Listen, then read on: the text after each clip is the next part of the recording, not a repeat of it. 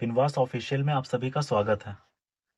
पिनवास की तरफ से ये पहला वीडियो है, इसलिए आप लोग अपना फीडबैक अवश्य दीजिएगा। इस वीडियो को बनाने का उद्देश्य पिनवास के एक अपकमिंग प्रोग्राम के बारे में जानकारी देना है। वो प्रोग्राम एक वीडियो कोर्स के फॉर्मेट में होगा, जिसका नाम प्रवाह होगा। जो लोग पिनवास के टेलीग्राम चैनल और ग्रुप से पहले से जुड़े हुए हैं, उन्हें पता होगा कि प्रवाह नाम से हमने पहले भी टेलीग्राम चैनल और ग्रुप में मेंस आंसर राइटिंग प्रोग्राम्स चलाए हैं। जब हमने वो प्रोग्राम्स चलाए थे, तो हमने देखा कि स्टूडेंट्स की दो कैटेगरीज हैं। पहली कैटेगरी उन स्टूडेंट्स की है जिन्हें लगता है कि प्री पास कर लेंगे, उसके बाद मेंस की तैयारी करेंगे। ये धारणा गलत है, क्योंकि प्री और मेंस के बीच का समय बहुत कम होता है, जिसमें आप मेंस का इतना बड़ा सिलेबस कवर नहीं कर पाएंगे। लेकिन मेंस में आपको केवल पढ़ना नहीं है, जो पढ़ना है उसे लिखना भी है, जो आप जानते हैं उसे प्रस्तुत करना है। तो ये दोनों काम, पढ़ने और लिखने का, उतने कम समय में होना बहुत टेढ़ी खीर है। कुछ लोग कर भी लेते हैं, लेकिन वो कुछ ही लोग होते हैं, मेजॉरिटी नहीं कर सकती है। इसलिए आप अपनी इस धारणा को बदलिए। दूसरी कैटेगरी उन स्टूडेंट्स की है जो ये रियलाइज करते हैं कि हाँ, मेंस की तैयारी प्री से पहले करनी पड़ेगी, करनी चाहिए। लेकिन उनके साथ समस्या ये होती है कि उन्हें समझ में नहीं आता है कि आखिर करें कैसे, क्योंकि वो बहुत सारी पुस्तकें पढ़ लेते हैं, नोट्स पढ़ लेते हैं, फिर भी उन्हें समझ में नहीं आता है कि क्वेश्चंस का आंसर लिखा कैसे जाए। वो जब लिखना आरंभ करते हैं, तो पूछा कुछ और गया है और लिख कुछ और जाता है। कई बार उनके मन में जो थॉट्स होते हैं, आइडियाज होते हैं, उनको वो आर्टिकुलेट नहीं कर पाते हैं। और कभी कभी वो ये नहीं समझ पाते हैं कि प्रश्न का उत्तर लिखना शुरू कहाँ से किया जाए और समाप्त कहाँ पर किया जाए।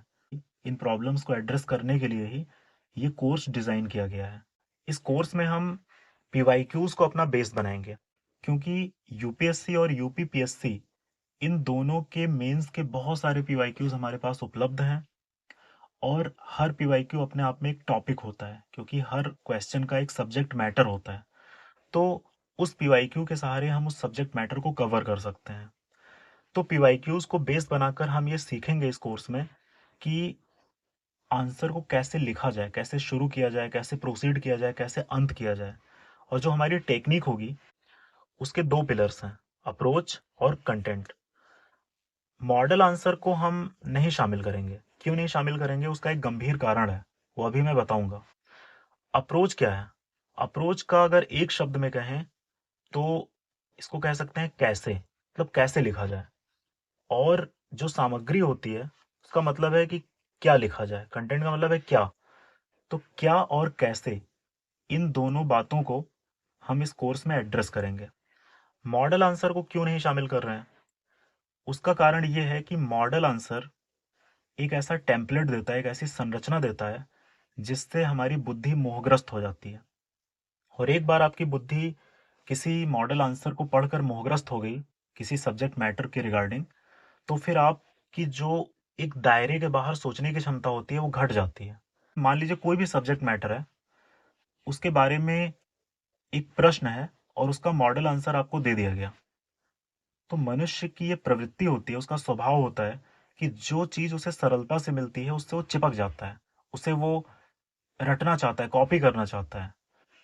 एक बार आपने उस मॉडल आंसर को रट लिया, आपकी बुद्धि से उससे चिपक गई, तो फिर आप उसके बाहर ठीक से नहीं सोच पाएंगे। और जब किसी दूसरे दृष्टिकोण से उस प्रश्न को परीक्षा में पूछा जाएगा, तो आप वहां पर वही उत्तर लिख देंगे जो आपने मॉडल आंसर में रटा हुआ है, क्योंकि आप ठीक से सोच नहीं पाएंगे। इसीलिए इस दुर्घटना से बचने के लिए हम मॉडल आंसर को नहीं शामिल करेंगे। हम इस कोर्स में डिस्कस करेंगे कि किसी सब्जेक्ट मैटर से जुड़े हुए फैक्ट्स क्या हैं, आंकड़े क्या हैं। और वो फैक्ट्स और आंकड़े हम स्टैंडर्ड सोर्सेस से निकालेंगे, और उसको हम डिस्कस करेंगे कि कैसे हम यूज कर सकते हैं। लेकिन एक बना बनाया मॉडल आंसर हम नहीं देंगे, वो आपको खुद से सोचना होगा, अपनी ब्रेन स्टॉर्मिंग करनी होगी, अपनी दिमागी कसरत करनी होगी।